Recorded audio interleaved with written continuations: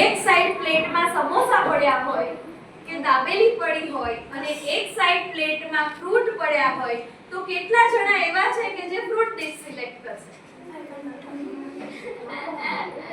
કેટલા જણા fruit dish select કરશે? એને તંદુરસ્તી સિલેક્ટ કરી કહેવાય, બરાબર? અને જે સમોસા બાજુ ગયા, બરાબર, સમોસામાંથી એટલું બધું ન્યુટ્રિશન નથી મળતું જેટલું તમને ફ્રૂટમાંથી મળે, બરાબર? એટલે હંમેશા કોઈ પણ ખોરાક ખાઓ છો ને એની પહેલા વિચાર કરો કે આ ખોરાક આપણા સ્વાસ્થ્ય માટે આરોગ્યપ્રદ છે કે નહીં, એ આપણા માટે નુકસાનકારક તો નથી ને, એનો બરાબર વિચાર કરી પછી જ આપણે ખાવું જોઈએ અથવા પીવું જોઈએ.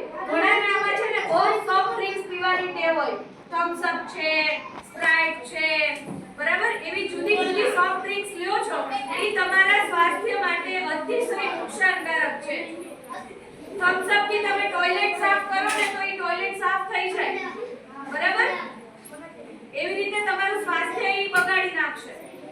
એટલે એવી વસ્તુથી દૂર રહ્યો. તમને કંઈક પીવાનું મન થતું હોય તો લીંબુ શરબત પીઓ, વડિયાળીનું શરબત પીઓ, એ આપણા સ્વાસ્થ્ય માટે સારું છે.